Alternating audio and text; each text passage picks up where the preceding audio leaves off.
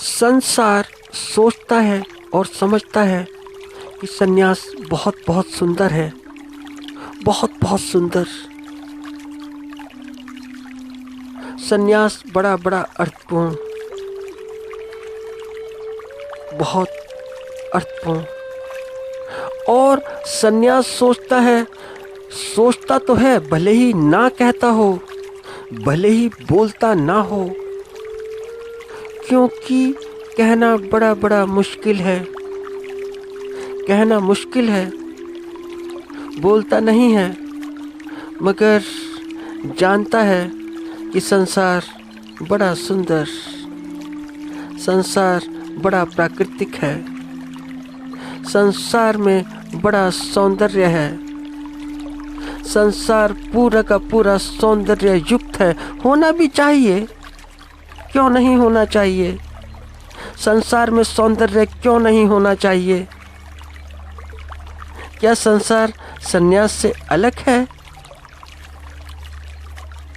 कि संसार सौंदर्यपूर्ण ना हो, सौंदर्य युक्त ना हो, मगर दोनों विरोध में, और दोनों ही गलत हैं। दोनों में से कोई भी ठीक नहीं, क्योंकि अनुभव अधूरे, आधे अधूरे, मगर अनुभव जैसे भी हों, आधे हों या थोड़े हों, तो अनुभव तो ठीक ठीक होते हैं। और जो अनुभव होते हैं वैसी ही जीवन की अभिव्यक्ति होती है। तुम उस जीवन की अभिव्यक्ति को नहीं रोक सकते। जैसे तुम्हारे अनुभव हों तो अनुभव ठीक ठीक बोलते हैं। तुम चाहे अपने अनुभवों के अनुसार बोलो या ना बोलो, वह एक अलग की बात। चाहे सन्यासी बोले या ना बोले, या सांसारिक बोले या ना बोले, उसका कोई अर्थ नहीं। बोली का कोई अर्थ नहीं, बोल का कोई अर्थ नहीं। अर्थ तो अनुभव का है। तो सन्यासी का अनुभव भी ठीक ठीक, बड़ा ठीक ठीक, क्योंकि यह एक कटु सत्य है। सभी के लिए नहीं, बार बार कहता हूँ, मगर अधिकांश के लिए यह बहुत कटु सत्य है कि सन्यासी के जीवन में सारी की सारी संसार की अभिलिप्सा है, संसार की प्यास है। सन्यासी के जीवन में सारा का सारा संसार भरा पड़ा है, सारा संसार, पूरा पूरा संसार है। और इस बात को वह जानता है, भले ही वह बोलता ना हो, वाचता ना हो, मगर उसका अनुभव, और अनुभव को बोलना बड़ा मुश्किल है। बोला कैसे जाए?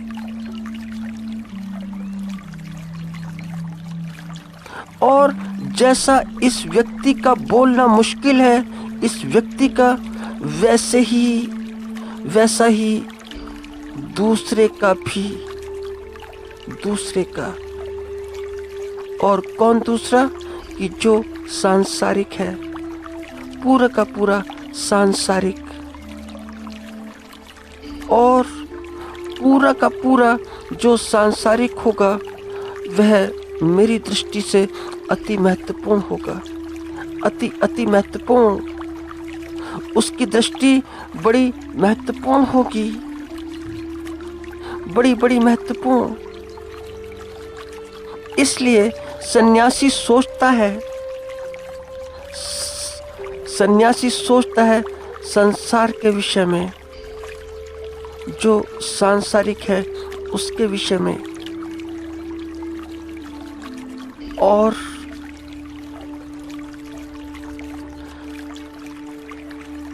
सांसारिक तो सन्यासी के विषय में सोचता है, और सन्यासी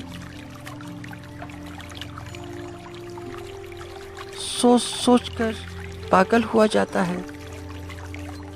और जैसा सन्यासी सोचता है वैसा ही सांसारिक भी सोचता है सन्यासी के विषय में। दोनों एक दूसरे के विषय में सोचते रहते हैं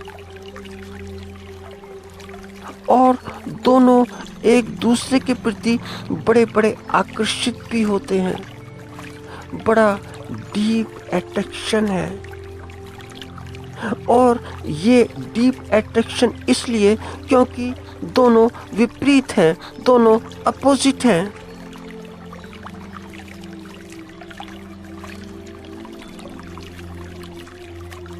और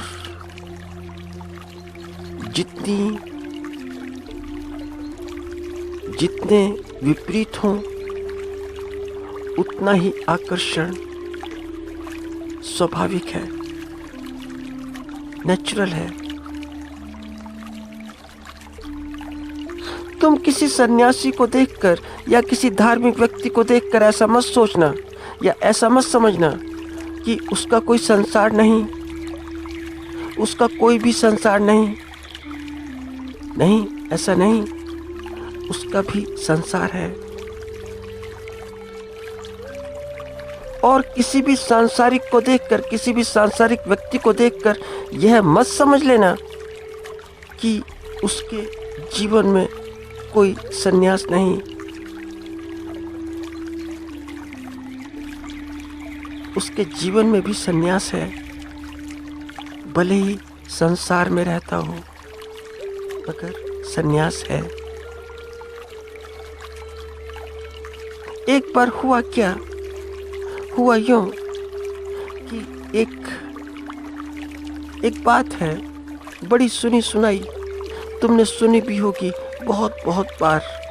और वह बात मुझे बड़ी अच्छी लगती है कि दो प्राचीन काल की बात है कि दो भवन हैं, दो भवन, विशाल भवन, विशाल विशाल, बड़े बड़े, क्योंकि दोनों ही बहुत बड़े बड़े। और उन दोनों भवनों की दीवारें आपस में मिली हुई। तो एक भवन नगर वधु का, वह भी बड़ी बहुत बहुत प्रसिद्ध।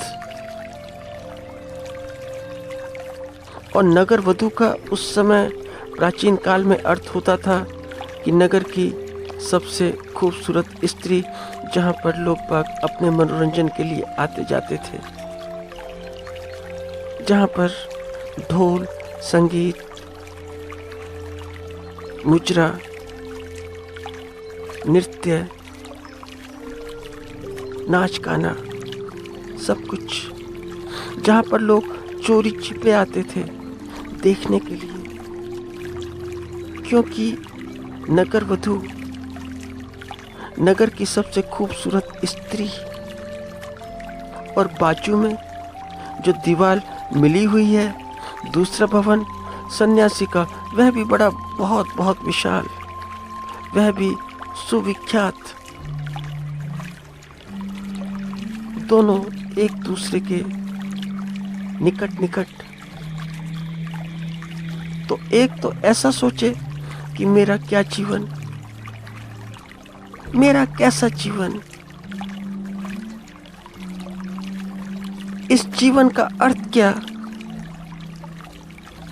जहां पर रईसों के सामने स्वयं को बेचना होता है, अपनी भाव भंगिमाएं दिखानी होती हैं, कैसी कैसी निगाहों का सामना करना होता है, कैसी कैसी निगाहों से निगाहें मिलानी होती हैं। और रोज रोज ही स्वयं को बेचना। और बगल में देखो, बाजू में देखो कि कितने पवित्र सन्यासी, कैसे स्वर आते हैं, कैसे घंटनाद आते हैं, कैसी सुंदर सुंदर बातें आती हैं। मैं तो दीवार के पास कान बैठकर ही सुन लेती हूँ। मुझे भी काश उनका संसर्ग प्राप्त हो जाता, मगर कैसे होगा जा भी तो नहीं सकती हूँ। जाऊं कैसे? मैं पतित। नगर की सबसे महंगी यह नगर वधू है जो अपने संबंध में ऐसा सोचती है कि मैं इतनी पतित हूँ कि अगर पैर भी रख दूं तो सब कुछ अपवित्र हो जाएगा, सब बदनाम हो जाएगा। और सन्यासी यह सोचे कि क्या मिला इस जीवन से, क्या मिला? इस जीवन से कुछ भी तो नहीं मिला।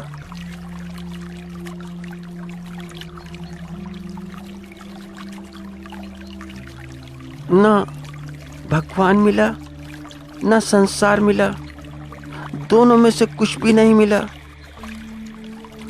बाजू से संसार की आवाज आती है, संसार के संगीत की आवाज बड़ी बड़ी लुभाती है।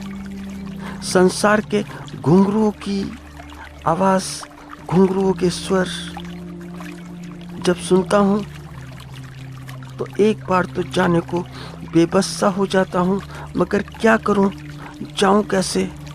अगर पैर भी रख दिया तो बदनाम हो जाऊंगा, तो जाने का कोई उपाय नहीं। जैसे नगर वधू का वहां पर जाने का कोई उपाय नहीं, वैसे ही उनका भी नगर वधू के पास आने का कोई उपाय नहीं। अब इतने लोग, इतने भगत, क्या किया जाए?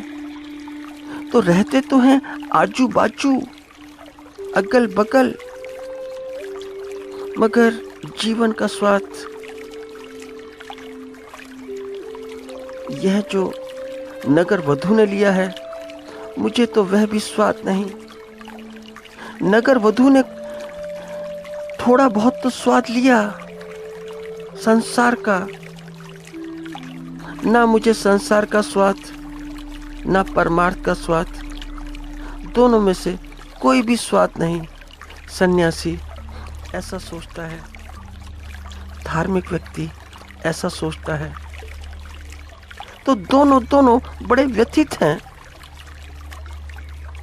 इतने व्यथित कि जहां पर उनके जीवन का धरातल है, जहां पर वे खड़े हैं, ऐसे ही सांसारिक, ऐसा ही सांसारिक धार्मिक वक्ताओं को देखता है, धार्मिक वक्ताओं को, और धार्मिक वक्ता भी सांसारिक को ऐसे ही देखता है। और दोनों के अपने अपने अनुभव हैं। और कैसे अनुभव हैं,